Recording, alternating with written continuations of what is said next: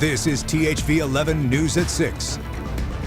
Thanks for joining us tonight at 6. I'm Brooke Buckner. We start in Maumelle, where city leaders say a major street project is needed to keep drivers safe and support new businesses as the city continues to grow. But people who live nearby say growth couldn't come at the cost of traffic and safety concerns.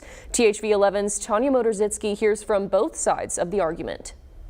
For people who live along Maumelle Boulevard, this view, the trees, the traffic flow, the buffer from the main road matters. That's why more than 300 residents signed a petition opposing the city of Maumelle's master street project unless it's done in a way that protects both trees and drivers in neighborhoods. And we welcome development, we welcome new businesses. We just want to do it in a way that preserves and enhances the neighborhood. City Councilor Chad Gardner says this plot of land off Maumelle Boulevard is zoned for commercial use, and the landowner is ready for restaurants to be built. To support the development, he says the city council approved a plan to make access into the future parking lot safer for drivers. Had we not made this adjustment, it was going to require Maumelle residents to basically make a U-turn in the middle of the boulevard and go back to where the existing road connection was already on the put on the map.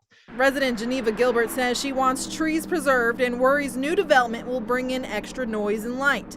But there are ways she'd like to see the city compromise. If the retailers or restaurants, whoever locates there, would need more access, they could provide a different entrance into the development further south on the boulevard. Gardner says the city is growing fast and they need to support the growth. But one thing that all cities are facing right now is flat tax revenue. We had a period through COVID when growth was really strong, and in all communities we're seeing quite a bit of growth in their tax revenue. And I believe we've predicted our revenue to be flat for the year. Meanwhile, our expenses are all going up. Scott Grummer, the city's director of planning and economic development, says with rapid growth comes some growing pains. So we are one of the highest growing populations in central Arkansas. And we are trying to grow sensitive to the future of what our residents want, and that is connectivity to our commercial areas. In Maumelle, Tanya Motorzitsky, THV 11 News. Tanya, thank you. City leaders say the project is still in the early planning stages and must go through RDOT approval first. Neighbors hope their concerns help shape the final design. New tonight, a Little Rock family is pleading for justice more than 3 years after a tragic murder. Robert Johnson was shot and killed at 41 years old while walking to his apartment in West Little Rock. His mother and sister telling us today, 3 years later, they feel like they're no closer to justice. Every month we reach out. Since this happened, we reach out to the detectives. We haven't heard anything. We're still on the case. But we haven't heard anything. We reached out to Little Rock Police, who gave us a short statement saying they're still investigating Robert's case. THV 11's Carter Thweet will have the full story tonight at 10. Beautiful sunset out there tonight, Brooke Buckner. Looking over Little Rock, clear skies. We had a very nice warm day for January standards. It's February though, right? It is. It is February. February 6th. I went back in time. It'd be warm for January as well. It's warm for February. It's been warm for January as well. Let's move on. Let's talk about something else. Highs today. This is what I'm talking about. 76. It was 84 down in Texarkana, 81 to Queen. We had lots of 60s and 70s. It won't feel like that tomorrow. Current numbers are cooling off from those afternoon highs. Jonesboro down to 51. It's 74 Texarkana to kind of give you a spread there. Lows tonight bottoming out. We'll have a few 20s, and where we have 20s, if we have any moisture on roadways, there could be a little bit of a risk of some patchy ice to start your Saturday morning. Here's the rest of your weekend forecast, and it does call for highs tomorrow only in the lower 50s. Middle 60s on Sunday will rebound. We've got more 70s in store and even some rain chances coming up in just a few minutes. Thank you, Tom. More local students protesting today against the Trump administration's immigration crackdown. These are teens who walked out of Parkview High School and down John Barrow Road in Little Rock. Police were there just to keep everyone on the sidewalks. These Parkview students and others in Northwest Arkansas say they're choosing to stand up for what they believe is right. We shouldn't have to understand this, but we have to, and that's the truth of it. And so I'm here, and we're all here to educate a lot of people, not just kids, but adults and everyone who should be educated, because everyone should get a proper and just education. This is video of one of the many protests in Northwest Arkansas. A state law outlines consequences for students walking out during school hours. Leaders have stressed that all the students who take part will and are being marked with an unexcused absence. A shareholder proposal calling on Tyson Foods to study the impact of U.S. immigration policies on its workforce has been voted down. They argue that fear surrounding immigration enforcement is hurting staffing and safety at Tyson plants, where the group claims more than a third of workers are immigrants. Tyson's board opposed the proposal, saying the company already complies with immigration laws and a report would not benefit shareholders.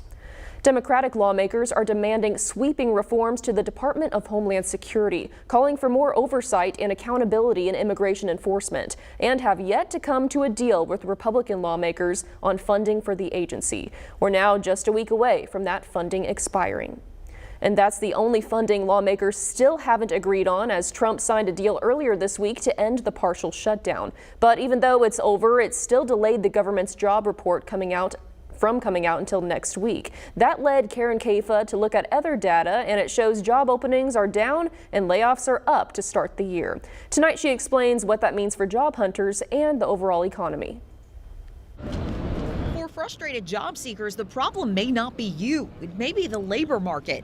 Multiple new reports point to more layoffs and fewer openings. The data actually aligns with what we hear anecdotally, and that is that job seekers are finding more difficult. Longer search times are a fact for many who are looking for work. A report released Thursday by the outplacement firm Challenger Gray and Christmas said January layoff announcements were the highest to start a year since 2009, pushed higher by tens of thousands of cuts by UPS and Amazon. Challenger also noted the lowest January hiring numbers since they started tracking in 2009. Payroll firm ADP estimated private sector companies added just 22,000 jobs in January, with growth driven entirely by the education and health services industry. Mark Hamrick, senior economic analyst for Bankrate, says such narrowly concentrated hiring growth isn't the hallmark of a robust economy, despite top-line numbers. The national data is in aggregate, meaning we're sort of lumping everybody in together in the same pile of numbers. And the reality is that your results may vary. The Bureau of Labor Statistics released data Thursday showing the estimated number of job openings at the end of December sank to the lowest level since September 2020 during the pandemic. The data adding up to more confirmation that the low hire, low fire labor market has carried into 2026.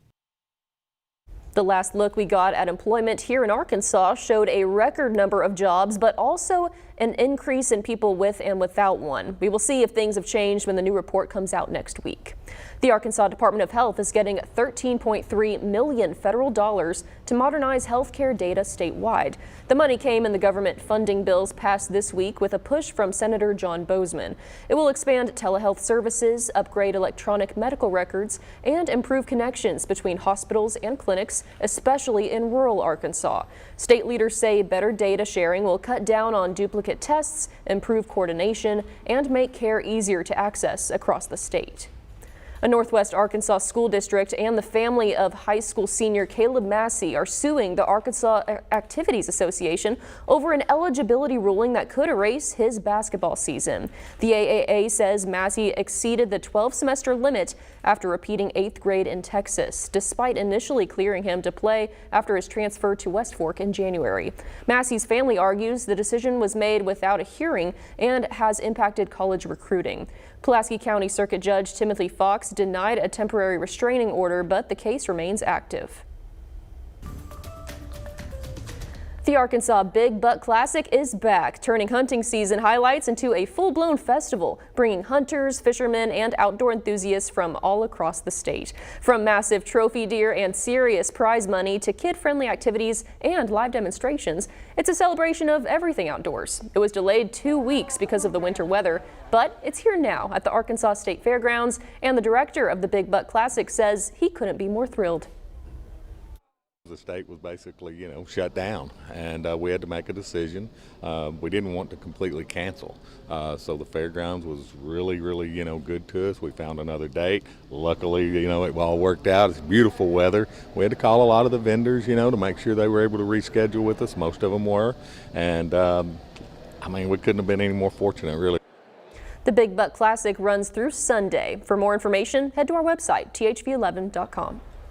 Should be a great weekend for the Big Buck Classic.